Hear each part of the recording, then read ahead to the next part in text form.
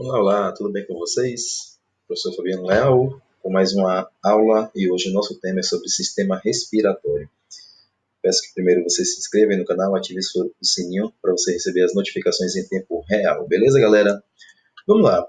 Então, funções do sistema respiratório. Vamos começar por aí. Primeiro, você sabe por que, que nós respiramos? Então, primeira coisa, permitir a troca gasosa entre o seu corpo e o ar. Primeira coisa, né? Ou seja, entrar gás oxigênio e sair gás carbônico.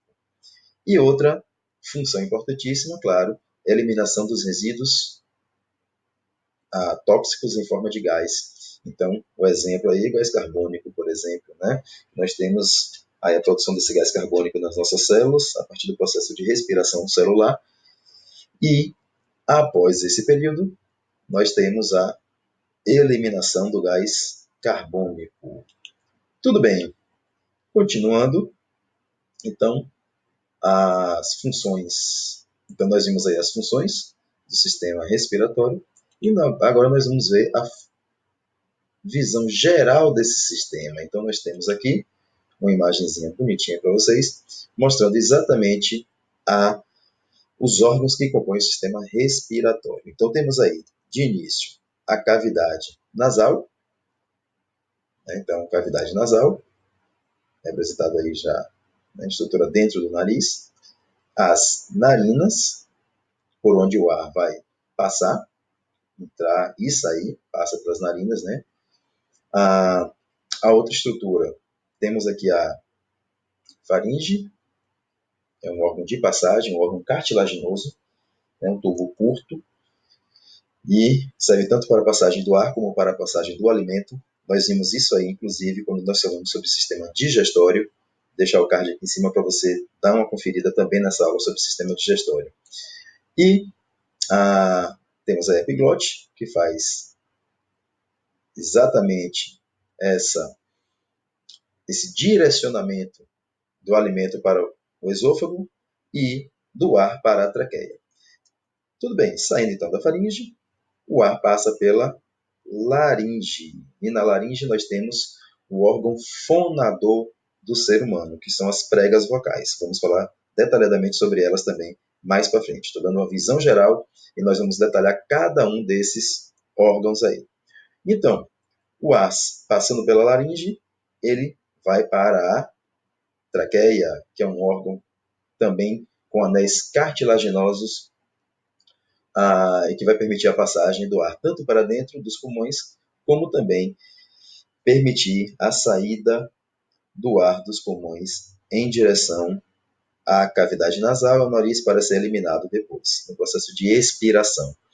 Tudo bem, o ar passando pela traqueia, ele vai então passar pelos brônquios, chamados então de brônquios primários, descendo um pouco mais, ele vai para dentro dos pulmões, onde vai para os bronquíolos e para os alvéolos pulmonares, que nós veremos também em detalhe cada um dessas estruturas.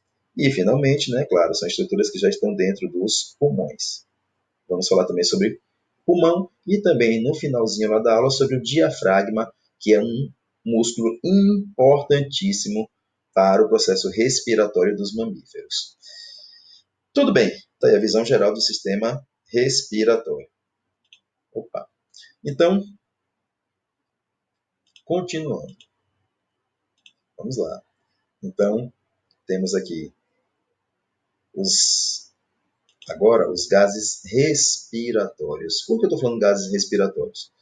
Esses gases, na verdade, são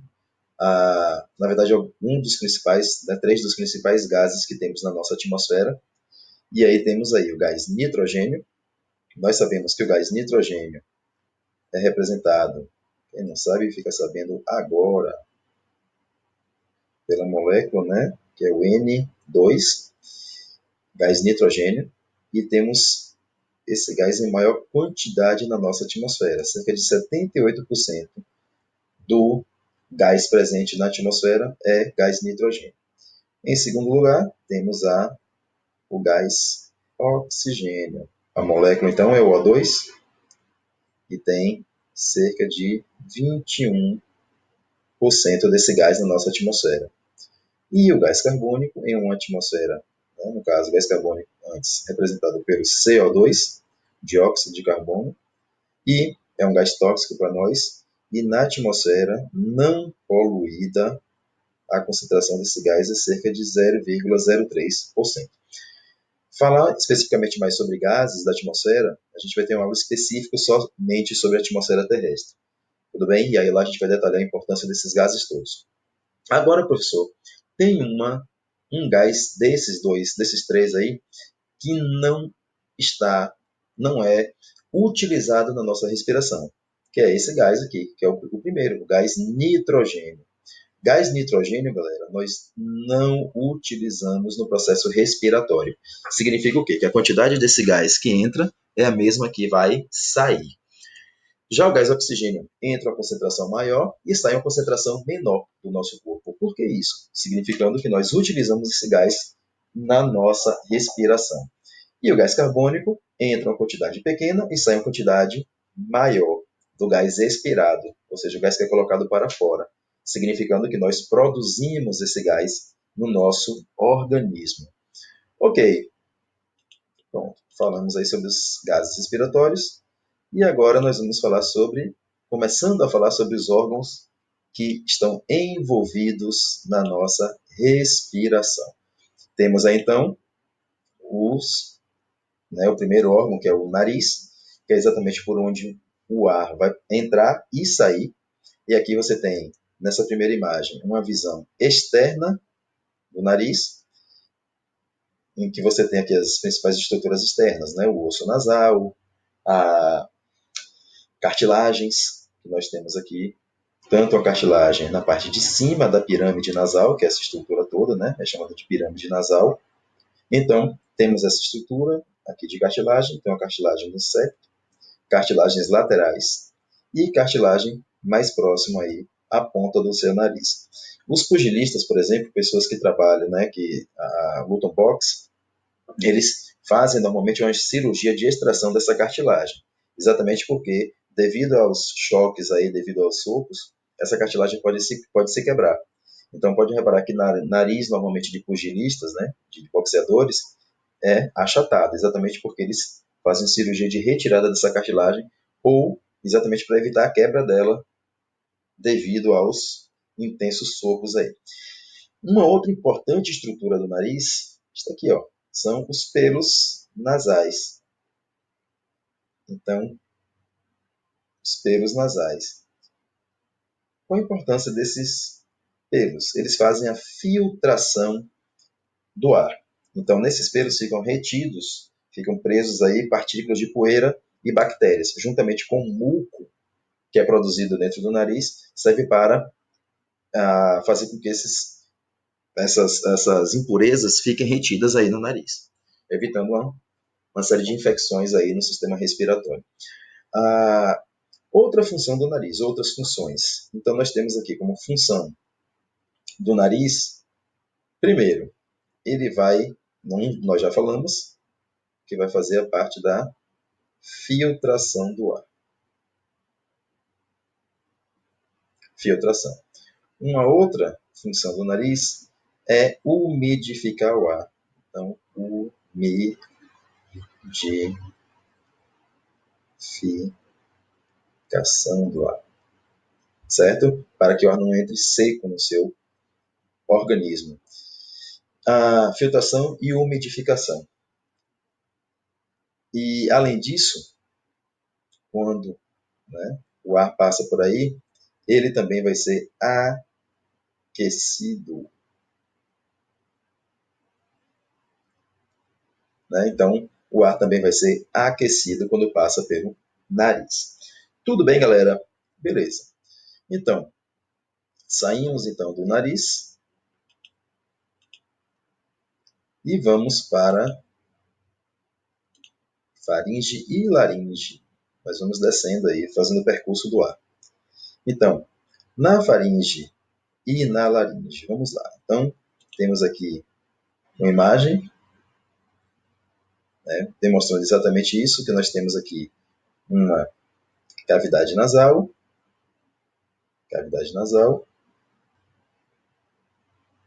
e o ar passa por aqui. Em seguida, ele vai para a faringe e em seguida para a laringe. Tudo bem. Então, faringe, nós falamos já também sobre o sistema digestório, e a gente falou sobre faringe, é um canal curto, exatamente que liga a cavidade nasal, por exemplo, né, à laringe. Tudo bem.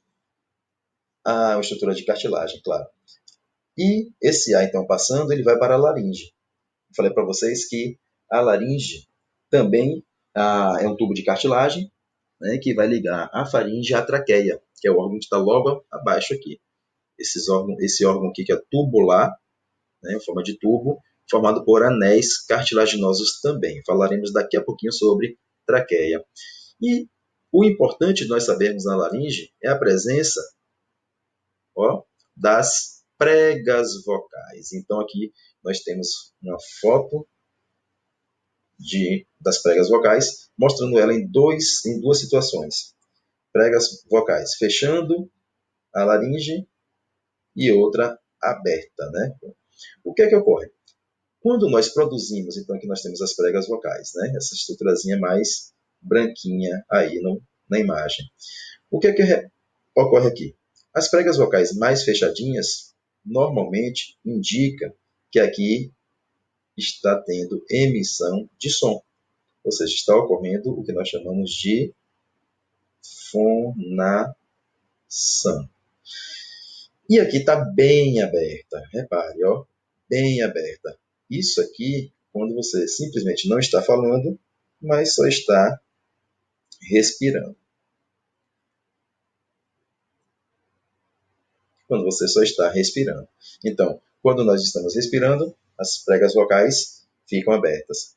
Quando você está falando, o ar passa e faz uma vibração e normalmente ela fica um pouquinho mais fechada e dependendo da tonalidade da voz, do som que é emitido, ela pode vibrar mais ou vibrar menos. Ela pode ficar mais longa ou ficar mais curta.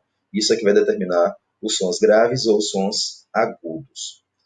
Tudo bem, gente? No processo de rouquidão, aproveitando, o que é que ocorre? Digamos quando você está gripado, por exemplo. O muco pode se acumular nas pregas vocais. E esse muco acumulado nas pregas vocais fazem com que elas vibrem de forma diferente. E aí acaba produzindo sons mais roucos aí. Não só por questão de gripe ou qualquer outro aspecto, né? Mas também por alguns outros tipos de patologia, alguns tipos de calo, né? Como se fossem mais uns carocinhos aí lá nas pregas vocais, também fazem com que elas possam vibrar de forma diferente e produzir um processo de rouquidão. Ok, falamos então sobre a laringe e a faringe e seguindo agora o caminho do ar. Vamos descendo. Agora o ar chega então na traqueia.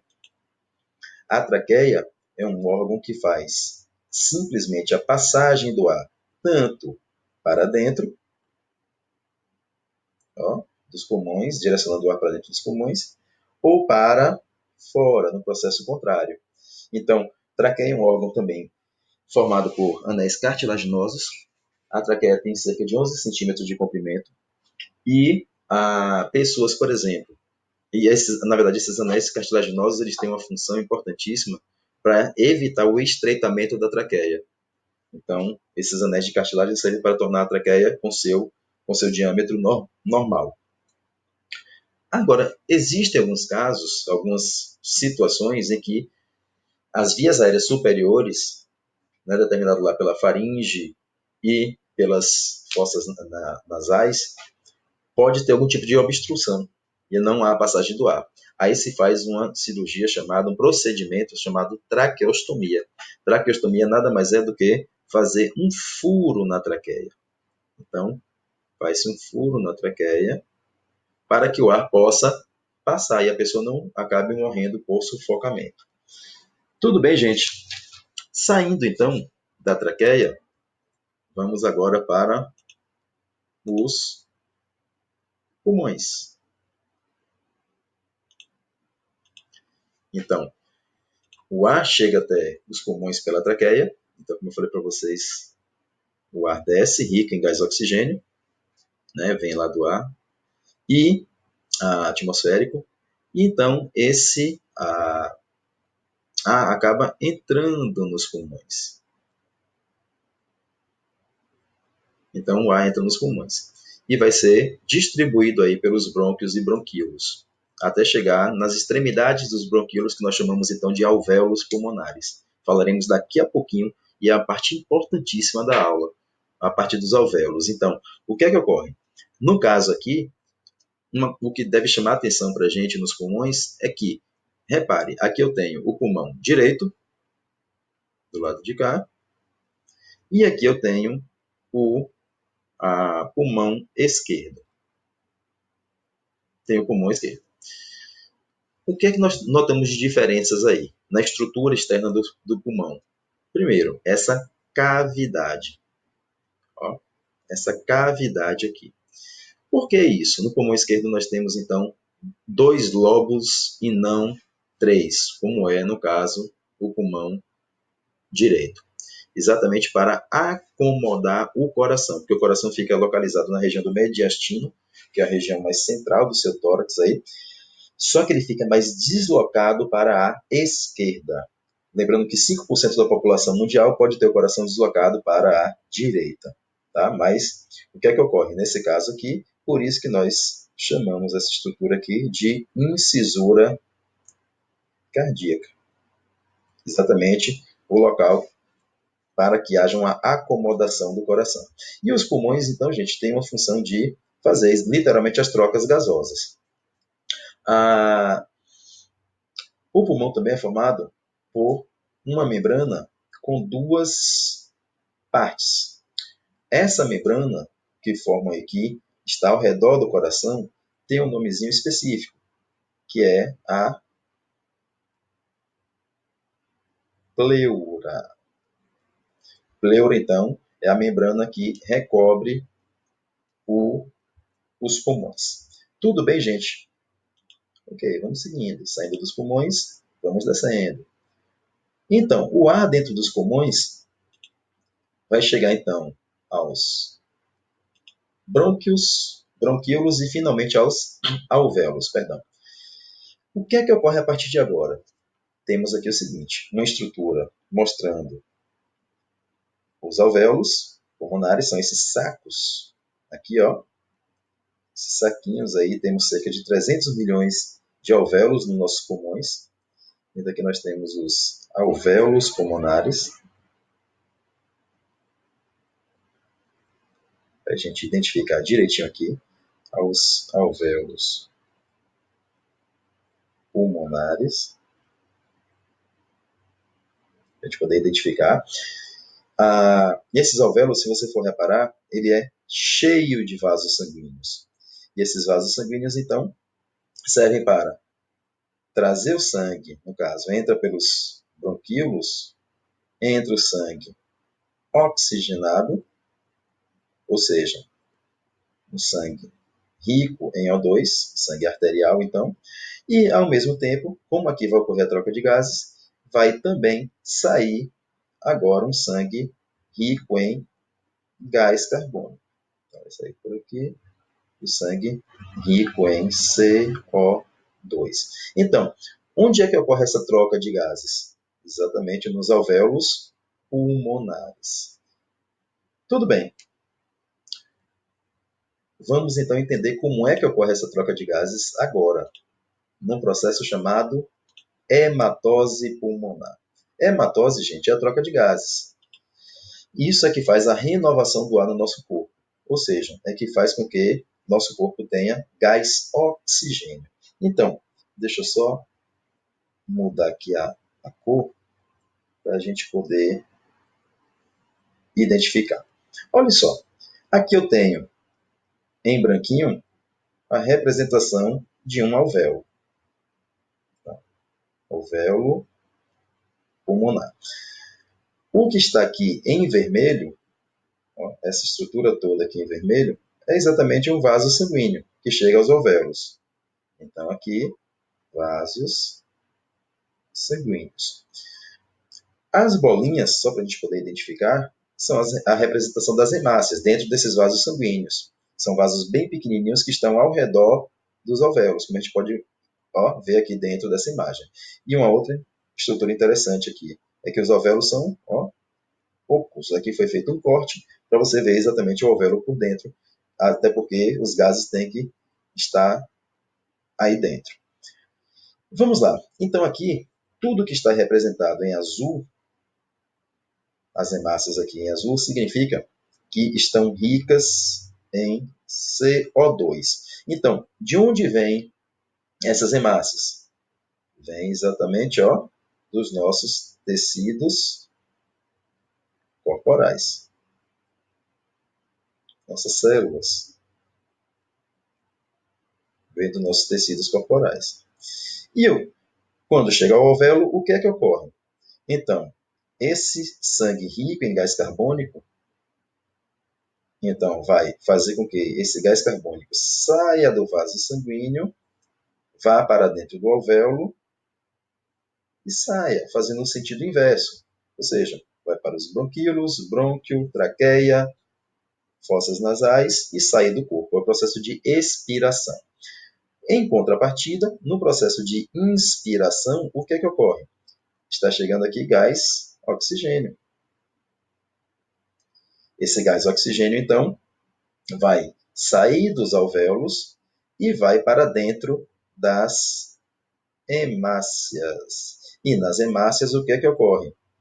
Então, aqui agora, essas hemácias estão oxigenadas, então, ou seja, rica em gás oxigênio, e aí sim, a partir daqui, vai ser distribuído esse oxigênio a partir do sangue para o nosso corpo, ou seja, esse oxigênio tem que chegar nas nossas células para serem utilizadas por elas. Então, está aí o processo de hematose pulmonar, ou seja, de troca de gases entre o nosso corpo e os alvéolos. Uma informação. Olha só, essas hemácias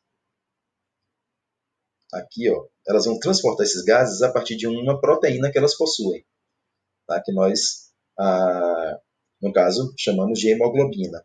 Quando essas hemácias estão cheias de gás carbônico, ou seja, trazendo esse gás carbônico dos tecidos em direção ao pulmão, nós chamamos, então, essas hemácias aqui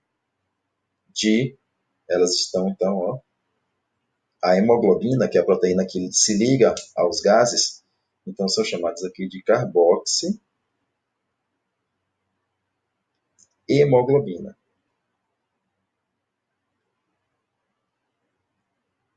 Acho que eu estou ficando sem espaço. Vou trazer para cá. Pronto, carboxihemoglobina. Aquelas que vão transportar o oxigênio, ou seja, essas hemácias estão oxigenadas, agora já são chamadas de oxihemoglobina. Vou trazer para aqui para baixo. Hemoglobina. Tudo bem?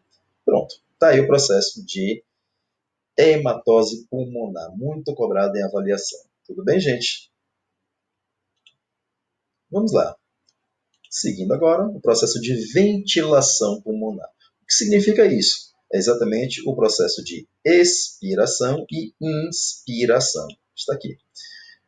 Processo de ventilação. Como é que o ar vai entrar e sair dos pulmões. E, consequentemente, do nosso corpo, né? Claro. Primeiro processo aqui, que é o processo de inspiração. Ou seja, como é que o ar vai entrar no seu corpo. Então, nesse processo aqui nós temos, então, falando primeiro da inspiração. Inspiração nós temos primeiro, tem dois músculos que estão envolvidos nesse processo aí. Um músculo que é o diafragma, é esse músculo aqui, esse músculo que divide a cavidade torácica da cavidade abdominal, e um outro músculo que tem entre as costelas. esse músculo entre as costelas são chamados de músculos intercostais. Então, dois músculos que controlam a nossa respiração, diafragma e intercostais. Vamos lá. Quando você tem a inspiração nós sabemos que é a entrada do ar. Então, o ar vai entrar pelas narinas e vai chegar até os pulmões. Agora, por que esse ar entra? Primeiro, porque o diafragma abaixa. Ou seja, toda vez que o diafragma abaixa, nós dizemos que ele está se contraindo. Quando o diafragma abaixa, aumenta, diminui a pressão interna e aí o ar acaba entrando. A mesma coisa ocorre com os intercostais, ou seja, ele também faz a contração. Então vai haver o quê? Uma expansão do tórax e o ar entra. No processo de expiração é o contrário. O diafragma agora vai se elevar, ou seja, ele vai relaxar. Quando ele relaxa, repare que ele empurra os pulmões.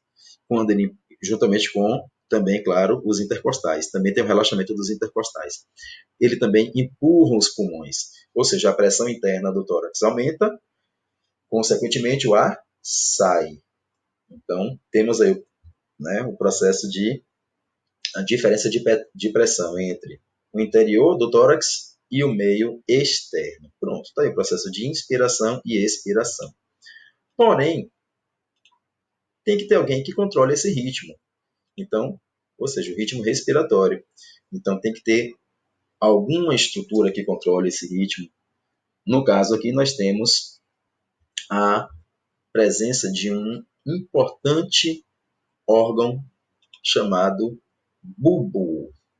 O que é que o bulbo vai fazer? Então, o bulbo ele vai controlar a respiração de duas formas. Um processo, no caso, involuntário, né? Nós não controlamos isso, mas o que é que ocorre? É o que faz a gente poder respirar sem estar lembrando, né, de respirar o tempo todo. Se já pensou a gente ficasse o tempo todo?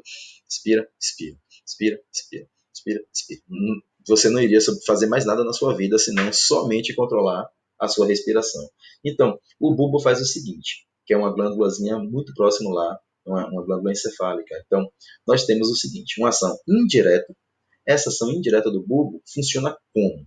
Quando dentro das artérias, dentro dos vasos sanguíneos, existem receptores, e esses receptores lá dos vasos sanguíneos, dentro dos vasos sanguíneos, vão identificar que a concentração de O2 está baixa. Então, o que é que ocorre? Esses receptores dentro dos vasos sanguíneos vão enviar uma mensagem. Então, o que é que vai ocorrer? No caso, uma baixa concentração de O2 nas artérias. Então, o que é que ocorre? A partir daí, os vasos sanguíneos vão identificar que há uma baixa concentração de O2 e vai enviar um impulso nervoso para o bulbo. O que é que o bulbo então faz? Ele envia uma mensagem, um impulso nervoso para o diafragma e para os intercostais poderem aumentar a frequência respiratória. Então, ou seja, que são os dois músculos que controlam a respiração. Então, o que é que ocorre a partir daqui? Ó, vai haver um aumento da frequência respiratória. Você fica ofegante, né? O tempo todo. E uma outra forma também do bulbo controlar esse ritmo respiratório, processo de inspiração e expiração, é também quando o próprio bulbo identifica não mais a pouca oxigenação, mas sim quando o bulbo identifica uma elevação do CO2. Até porque o bulbo também tem vasos sanguíneos que vão irrigá-lo, né? Então, ele vai detectar que esses vasos sanguíneos estão vindo cheios de gás carbônico, que deveria vir, então, cheio de gás oxigênio. Então, o que é que ele faz agora? Aí, o próprio bulbo manda, então, no caso, né? Tem aqui o bulbo, então, agora, ó. Isso, no caso, deixa eu só melhorar isso aqui. No caso, o próprio bulbo é que detecta isso. Então, o bulbo é o centro respiratório, né? vai identificar que tem uma elevação do gás carbônico e ele próprio, agora direto, né, de forma direta, vai enviar um impulso nervoso para o diafragma e para os músculos intercostais aumentarem a frequência respiratória, para tentar, na tentativa de expulsar o mais rápido possível essa elevação de gás carbônico do seu corpo. Pronto, está aí o ritmo respiratório explicado bonitinho para vocês. Então, gente, só agora a nível de curiosidade, e fica comigo agora até o final que tem informações bem bacanas para vocês aqui agora. Olha só, a capacidade pulmonar. No adulto, nossos pulmões podem chegar até 6 litros de ar. Em repouso, nós simplesmente trocamos meio litro de ar. Então, em repouso, ó, você está aí respirando normalmente agora, meio litro de ar é trocado entre seu corpo e o ambiente. Nós não trocamos esses 6 litros de uma vez só, não é isso? Outra, na respiração forçada, aquela que você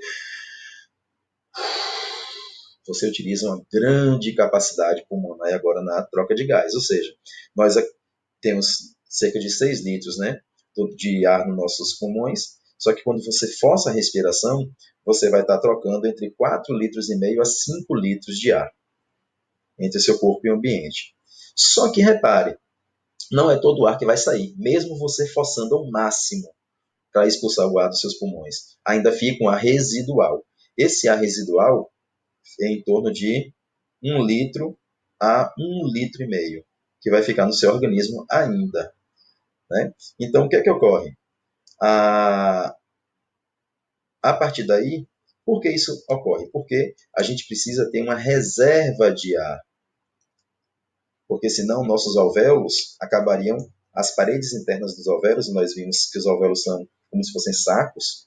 Imagine uma bexiga, uma bola de soprar, em que você bote cola por dentro e enquanto ele estiver cheio, essa cola não vai fazer não vai fazer com que as paredes internas dessa bola se unam uma à outra, porque ela está cheia. Agora imagine se eu tirar todo o ar dessa bola. O que é que ocorre? As paredes internas vão colar uma na outra. É o que nós chamamos de colabamento dos alvéolos. Então, tem que ficar um ar residual dentro dos alvéolos exatamente para evitar que haja um colabamento e aí você não conseguiria mais respirar. Tudo bem, gente? Pronto, uma aula bem bacana, bem completinha sobre sistema respiratório. Espero que vocês tenham gostado. Se você gostou, indique para os amigos. Se você não gostou, indique para os inimigos. Se você achou que essa aula contribuiu para você de alguma forma, indique para outras pessoas também poderem ter esse conhecimento. Um abraço a todos, um beijão e até mais.